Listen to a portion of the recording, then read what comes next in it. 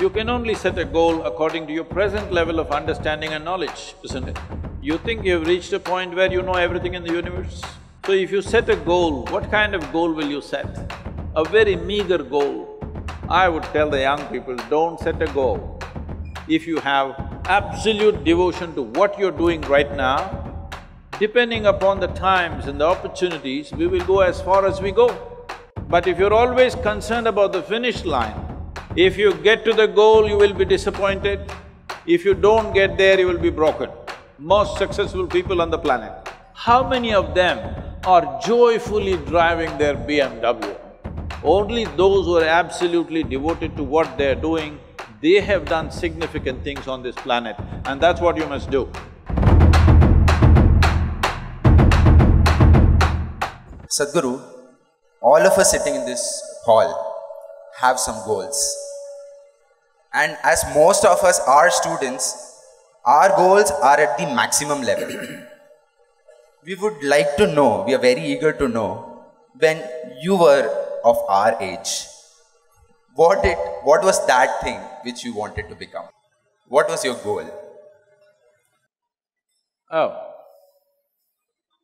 this is beginning like an interrogation. Well, frankly, I had no goal of any kind, to such a point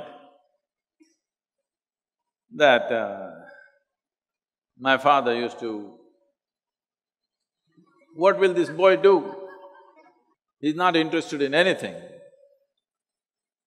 But it was completely wrong because I was interested in so many things. I was not interested in the things that he was interested. I was absolutely interested in many, many things. See, when we say goals, we must understand this. From where you are, if you set a goal for your life, you can only set a goal according to your present level of understanding and knowledge, isn't it? You think you've reached a point where you know everything in the universe? So if you set a goal, what kind of goal will you set? A very meager goal. And if you grow rapidly, you will be terribly disappointed with your own goal. But this has been taught to you in the recent years that you must be goal-oriented. If you… let's say you want mangoes in your house. If you want mangoes, you don't have to think of mangoes. You have to think of soil, you have to think of manure, you have to think of water, you have to think of sunlight. None of them look or taste like mangoes. But if you take care of those things, mangoes will come. But suppose you have a strong desire for mango, but you did nothing about growing a mango tree in your home, you will want to steal it from him, if he has. Yes or no? So if you have goals, what you're calling as goals is just your desires. And your desires are just an outcome of the kind of thought process that you have right now. The kind of thought process that you have right now is only dependent upon the sort of data that you have collected right now. In 20 years' time of life, what kind of data do you believe you have gathered to set a goal for life? Not necessary. So, this is something that I'm bringing about. Recently, every year we have this business, we have a business event in the month of November. Many business leaders come, all the top business leaders have been there. 200 CEOs come every year to train with us for 4 days. So last year, one of them was asking me, who's running a major multinational company, Sadhguru, we pick the best from the IITs and IIMs and we keep paying them more and they keep asking for more and more. But when I look at your organization, you pay nothing to any of them and it seems to function many times better than our corporation. What is the secret? I said, see, this is all it is. We are devoted to the process. We are not concerned about the goal. We are absolutely devoted to the process. Because of our devotion to the process of what we're doing right now, if you do not do what you're doing right now well, your goal is just going to be a fancy desire, isn't it? Hello? Yes or no? Hello? Your goal is going to be just a fanciful desire that you made up in your mind, and that is not even yours. Your goals are all borrowed from 10 other people. Whatever is the trend today, that is your goal, isn't it? I would tell the young people, don't set a goal. If you have absolute devotion to what you're doing right now, depending upon the times and the opportunities, we will go as far as we go. But if you're always concerned about the finish line and not the step that you're taking right now, you will fall flat on your face, most probably. If you get to the goal, you will be disappointed. If you don't get there, you will be broken. Most successful people on the planet, I want you to just look at it, don't just go by what I say. Just go on the street and watch people. Leave the people who are driving bullock cart and this and that. Just watch those people who are driving BMWs, Mercedes and whatever else, okay? Successful people. Just carefully watch them. How many of them are joyfully driving their BMW? Hello? How many of them are joyfully driving their dream car that they worked for? You will see hardly anybody, unless it's a stolen car.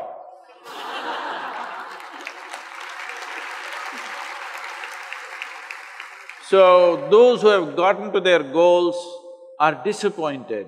Those who could not get there are broken and frustrated. What's the point of a life like this? Your ability to do things is enhanced only when you're absolutely devoted to the process in which you're involved. I'm using the word devotion intentionally because people think devotion means going to the temple.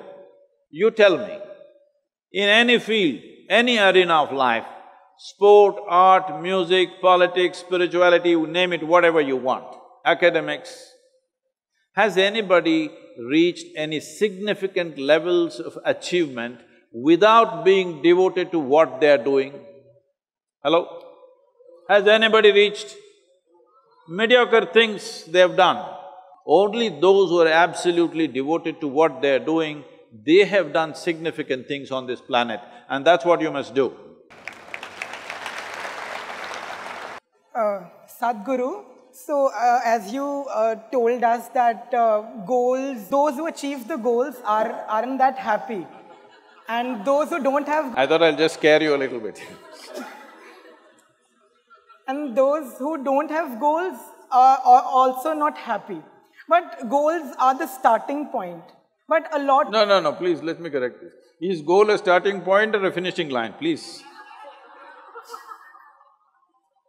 Which is it? It's both ways. How is that? How is goal a starting point? Is goal a finishing line or a starting point, please?